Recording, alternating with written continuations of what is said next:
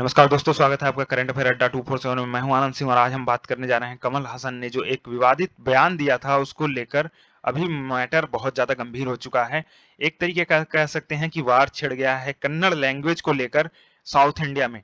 अब देखिए, कन्नड़ में इनकी एक मूवी रिलीज हो रही थी। अभी फिलहाल इनकी मूवी हर लैंग्वेज में रिलीज होती है, चाहे हिंदी हो, तमिल, तेलुगु, मलयालम, सारी फिल्में इनकी रिलीज होती हैं हर भाषा में। इंग्लिश में भी रिलीज होती हैं, दुनिया भर के देशों में देखते हैं लोग इनकी फिल्में। लेकिन अभी इनकी एक फिल्म रिलीज हो रही है कर्नाटक में, और कर्नाटक के लोगों ने इनका विरोध करना शुरू कर दिया। इन्होंने क्या कहा था कि कन्नड़ लैंग्वेज जो है वो तमिलनाडु से, यानी कि तमिल भाषा से ही ओरिजिनेट हुई है। अब इसको लेकर यहाँ पे मैटर बहुत ज्यादा गंभीर हो गया। जो कर्नाटक के लोग थे वो बहुत ज्यादा दुखी हो गए इस स्टेटमेंट से। बाद में जो सीएम है कर्नाटक के, सिद्धारमैया, इन्होंने भी ये कहा कि कमल हासन को कन्नड़ हिस्ट्री का नॉलेज नहीं है। पर मेरा कहना ये है कि ये डिबेट जो है ये छोड़ देना चाहिए उन हिस्टोरियंस, यानी कि उन इतिहासकारों के ऊपर और जो लैंग्वेज के एक्सपर्ट हैं उनके ऊपर। ये जो नेता लोग हैं ना, इनको इतनी नॉलेज सही में नहीं होती है, क्योंकि इनका काम तो कुछ और ही होता है। तो अगर इन सब चीजों से ये लोग दूर रहें तो बहुत ही अच्छा होगा। खासकर भारत की अखंडता के लिए तो बहुत ही इंपॉर्टेंट होगा। और पॉलिटिशियन इस तरीके के ना बिल्कुल डिस्क्वालिफाइड हैं। इन सब चीजों पे इनको डिबेट नहीं करना चाहिए। ये लोग सिर्फ इसीलिए करते हैं क्योंकि इनको अपना वोट बैंक बढ़ाना होता है। इसके अलावा इनका कोई इस तरीके का चीज नहीं होता है। अब एक और मैटर हुआ था।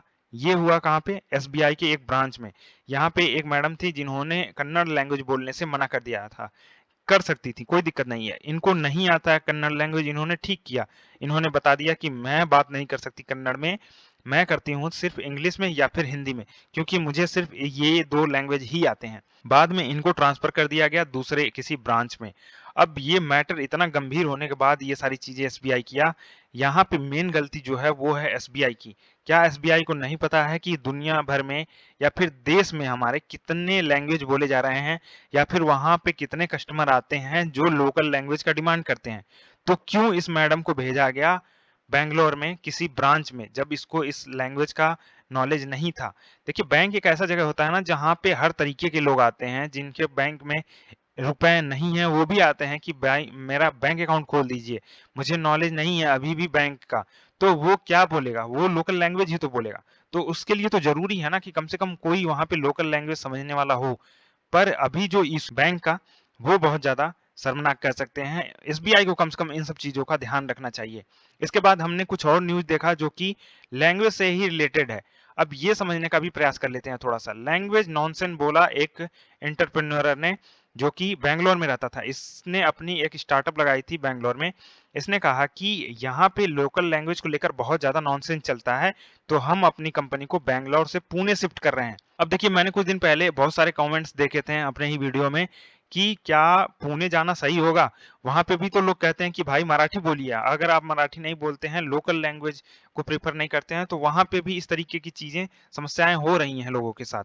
तो यहाँ पे कुछ नया नहीं है पुणे ले जाना। हो सकता है ये व्यक्ति जो है वो महाराष्ट्र का कोई मराठी व्यक्ति हो, तो इसके लिए तो ठीक है।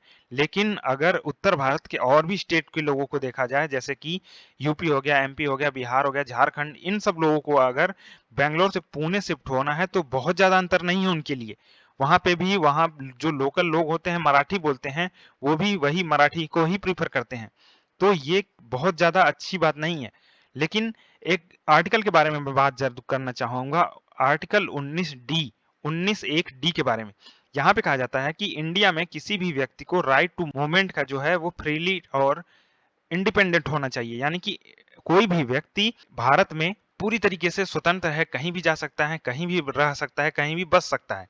अब बस जाने में या फिर रह पहुंचने में कुछ थोड़े से लूप होल हैं जहां पे कुछ व्यक्तियों को नहीं जाने दिया जाता। जैसे कि कोई ट्राइबल्स एरिया है, वहां पे आप नहीं जा सकते बिना परमिशन के। लेकिन बाकी जगहों पे तो आप आ जा सकते हैं, रह सकते हैं, मतलब कोई भी बिजनेस कर सकते हैं।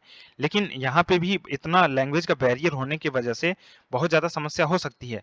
लेकिन अब कुछ और कंपनियों की बात करें तो बहुत सारी कंपनियां हैं जो नॉर्थ इंडिया से बिलोंग करती हैं। जो ओनर्स हैं वो बहुत ज्यादा नॉर्थ इंडिया के ही हैं, लेकिन वो बैंगलोर को प्रीफर करते हैं। अभी हमने एक कंपनी देखा, जेप्टो, बहुत ही अच्छा स्टार्टअप है। उसने अभी हाल ही में बैंगलोर में ही अपना ऑफिस ओपन किया। तो उन लोगों के लिए तो ठीक है, उन लोगों के लिए सही है। लेकिन बढ़िया अच्छी चीज़ ये है ना कि सब लोग मिल-जुल के एक साथ रहें, लैंग्वेज का इतना इश्यू ना बनाया जाए। सोनू निगम भी गए थे कुछ दिन पहले कर्नाटक में, वहाँ पे ये एक स्टेज शो कर रहे थे, जहाँ पे कुछ लोगों ने इनको धमकी देना स्टार्ट कर दिया। नीचे से ही उन्होंने कहा कि आप कन्नड़ में गाइए, कन्नड़ में गाइए। उसके लेकर सोनू निगम बहुत ज़्यादा दुखी हो गए थे। बाद में उन्होंने ये जब सब कुछ खत्म हुआ उसके बाद इन्होंने रिस्पॉन्स किया कि ये सही नहीं हो रहा था। मैं हर भाषा में गाना गा सकता हूँ। वो हिंदी में भी गाते हैं, भोजपुरी गाते हैं, जो भी उनको लैंग्वेज दिया जाता है वो गा लेते हैं। लेकिन इस तरीके का मतलब उनको धमकी देना अच्छी बात नहीं है कि आप कन्नड़ में ही गाइए, आप कर्नाटक में हैं, कन्नड़ में ही गाइए। ये कोई बात नहीं होती है। तो ये इश्यू होता है अक्सर वहाँ पे। और इसके अलावा भी हमने बहुत सारे इंसिडेंट देखे बैंगलोर में कि बहुत सारे लोगों को परेशान किया जाता है, खासकर लोकल लैंग्वेज को लेकर। लेकिन लैंग्वेज वाला इश्यू है क्या? देखिए, आप यहाँ पे थोड़ा-सा समझिए, हिंदी में राम को राम ही कहा जाता है, संस्कृत में भी राम ही कहा जाता है, कन्नड़ में भी राम कहा जाता है। यहाँ सिर्फ लिपि वाली बात है थोड़ी-सी कि उसको लिखने की तरीका जो है वो बदल जाएगा। अब यहाँ पे कुछ एग्ज़ाम्पल आपको सामने दिख रहे होंगे कि शिव को शिव ही लिखा जाता है हर जगह पे, और यहाँ पे लिपि में थोड़ी-सी परिवर्तन हो जाती है कन्नड़ में। इसके अलावा जब बोलते हैं हम, तो उसमें थोड़ा परिवर्तन तो होगा ही, और ये हर लैंग्वेज में है, तमिल, तेलुगु, कन्नड़ हर जगह ये देखने को मिलता है। लेकिन ये कन्नड़ वाला सिर्फ कन्नड़ में भी बात नहीं है। अब तमिलनाडु में भी देख लीजिए, एमके स्टालिन वहाँ पे इस समय सीएम है। लेकिन गवर्नमेंट ने क्या किया, उनका फंड रोक दिया जो उनके पार्ट में होना चाहिए था। तमिलनाडु का एक पार्ट था, टैक्स का कलेक्शन था। इसमें इन्होंने ये कहा गवर्नमेंट ने कि आप जो न्यू एजुकेशन पॉलिसी है उसको अच्छे तरीके से लागू नहीं कर रहे हैं। हम चाहते हैं 3 लैंग्वेज लोग सीखें, यानी कि उसमें एक लैंग्वेज हिंदी भी था। अब तमिलनाडु का कहना कि भाई हम तो हिंदी नहीं सिखाएँगे, लेकिन यहाँ पे विवाद जो है वो हिंदी इम्पोजिशन का सिर्फ नहीं है, यहाँ पे पॉलिटिक्स भी है थोड़ा-सा। देखिए, महाराष्ट्र में क्या हुआ कि महाराष्ट्र में जैसे ही हुआ न्यू एजुकेशन पॉलिसी को लागू करने के लिए, तो पहले तो देवेंद्र फडणवीस ने कहा कि हम हिंदी को लागू करेंगे, लेकिन बाद में जैसे ही मराठी लोगों ने इनका विरोध करना शुरू कर दिया, इन्होंने कहा कि जो न्यू एजुकेशन पॉलिसी है उसमें मराठी ही सिर्फ कंपल्सरी होगा, हिंदी और इंग्लिश जो है वो कंपल्सरी नहीं होंगे, वो मैंडेटरी होंगे। यानी कि आपको मन कर रहा है तो पढ़िए, लैंग्वेज सीखना है तो सीखिए। पर अब एक तरीके से आप देखें कि यहाँ पे बीजेपी की गवर्नमेंट है महाराष्ट्र में, और दूसरी तरफ तमिलनाडु में एमके स्टालिन की गवर्नमेंट है। तो यहाँ पे थोड़ा-सा विवाद होते दिख रहा है। तो एक स्टेट पे इतना मतलब आप कह सकते हैं कि आप लिबरल हैं, और दूसरे स्टेट को लेकर इतना आप मतलब गलत कर रहे हैं, ये सही नहीं है। ठीक है? लैंग्वेज के आधार पे देखिए बहुत सारे स्टेट भी बँटे हैं हमारे देश में। आंध्र प्रदेश बना था, हमको पता है 1956 के स्टेट रिकॉग्नाइजेशन एक्ट के बाद, और इसके बाद महाराष्ट्र को भी अलग कर दिया गया, हरियाणा को भी अलग कर दिया गया। ये कुछ स्टेट हैं जिनको लैंग्वेज के आधार पर बाँटा गया। पर ये लैंग्वेज के आधार पर बँटने के बावजूद अभी भी हम लड़ रहे हैं लैंग्वेज को लेकर। इसके बाद जाति, धर्म और क्षेत्रवाद तो बाकी है ही। गरीबी-अमीरी ही बाकी है ही। ये सारी चीज़ें कहीं न कहीं हमें इंडिया में लड़ा रही हैं, बहुत ही गलत तरीके से, और ये इंडिया में बहुत ही बुरा हो रहा है इस समय अगर हम कहें तो। यूनिटी की बात करते हैं हम कि चलो एक साथ मिल के रहेंगे, सभी लोग सभी को समझेंगे, लेकिन ये सारी चीज़ें फिलहाल इंडिया में नहीं हो रही हैं। हिंदी को देखिए इतने बड़े एरिया में बोला और समझा जाता है। समझा तो इधर भी जाता है, गुजरात में, मराठा, तेलुगु वाले इस पार्ट में भी, ओडिशा में, बंगाल में भी लोग समझ तो जाते हैं, लेकिन ये अपनी भाषा को लेकर बहुत ज़्यादा सतर्क होते हैं। एक बहुत ही इम्पोर्टेंट बात ये कहना चाहूँगा मैं कि देखिए हिंदी को लेकर इनको बहुत ज़्यादा समस्या क्यों होती है? देखिए हिंदी बहुत बाद में ओरिजिनेट हुआ है, अगर हम कुछ क्लासिकल लैंग्वेज की बात कर लें, खासकर अगर हम गुजराती, मराठी, कन्नड़ इन सारे लैंग्वेज की बात करें, तमिल, तेलुगु, ओड़िया, बंगाली का, तो इनके बहुत बाद में हिंदी जो है वो जन्म लेता है। लेकिन इसको अगर हम इस तरीके से यहाँ पे लागू करना चाहते हैं ना, तो लोग क्यों भड़क जाते हैं?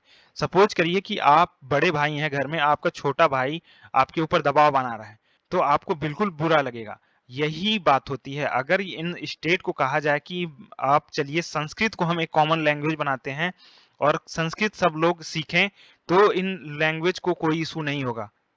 ठीक है? जितने भी यहाँ पे लैंग्वेज आपको दिख रहे हैं ना, किसी को कोई इश्यू नहीं होगा, क्योंकि संस्कृत बहुत पुरानी लैंग्वेज है और इसको अडॉप्ट करने में इनको प्रॉब्लम नहीं है। लेकिन यहाँ पे मेन गेम जो कर रहा है, वो है आपका इंग्लिश।